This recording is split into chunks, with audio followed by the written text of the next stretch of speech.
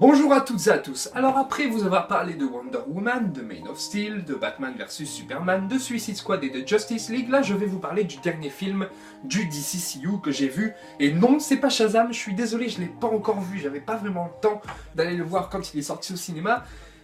Donc le dernier film du DCCU que j'ai vu, c'est Aquaman. Aquaman, c'est quoi?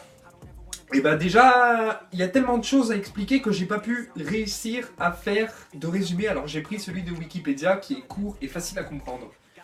Les origines d'un héros malgré lui dont le destin est d'unir deux mondes opposés, la terre et la mer. Cette histoire épique est celle d'un homme ordinaire destiné à devenir le roi des sept mers, Aquaman.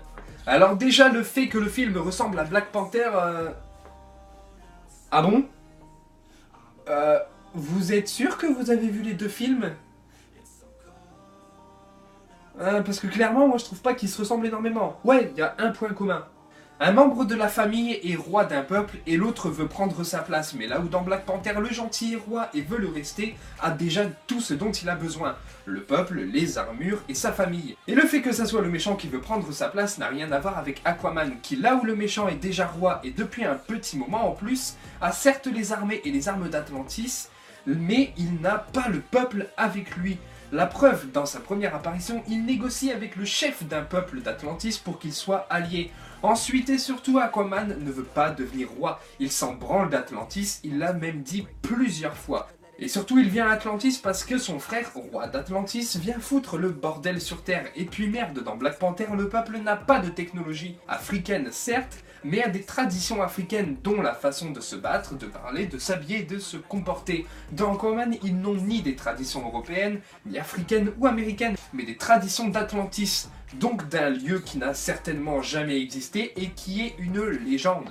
Et on va donc, comme vous le savez bien, passer au point fort. Pour moi, le gros point fort de ce film, c'est Jason Momoa qui prend son pied en Aquaman et ça se voit. Allez voir sa page Instagram, à chaque fois qu'il a l'occasion de parler d'Aquaman, on a l'impression que c'est le plus beau truc qui lui est jamais arrivé. Les effets spéciaux, comment parler de ce film sans parler des effets spéciaux qui sont peut-être les plus beaux que je n'ai jamais vus. Attention, j'ai pas dit les plus réussis, mais juste les plus beaux tout simplement. La façon de filmer les combats, je n'ai jamais vu ça dans un film, elle est vraiment très particulière cette façon de filmer les combats, qui est très différente de celle des autres films DC Comics, Man of Steel, Suicide Squad, Wonder Woman, etc. Les costumes surtout de l'armée d'Atlantis sont très badass. Et on passe donc directement au point faible. Les méchants. Ocean Master, il est bien, mais pas à la hauteur du film, et pareil pour Black Manta, qui est là juste pour teaser Aquaman 2.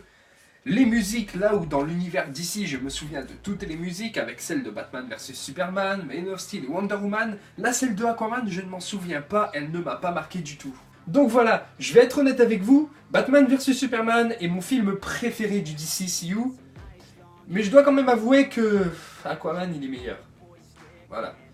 Donc voilà, j'espère que cette rétrospective vous a énormément plu, voilà. Je suis désolé si je ne fais plus de live, c'est tout simple, je ne suis pas chez moi, je suis paumé à la campagne, tout simplement. Donc c'est un peu compliqué déjà d'avoir du réseau à la campagne et c'est totalement compliqué donc de faire des lives là-bas. Et la façon dont j'arrive à publier des vidéos, bah, c'est parce que je les ai tournés avant de partir, montés avant de partir et publiés avant de partir. Je les ai planifiés, voilà. Donc je suis désolé s'il n'y a pas de live depuis longtemps. Mais promis, dès que je rentre, les lives seront de retour. Et sur ce, à bientôt tout le monde, c'était le Prof Thanos.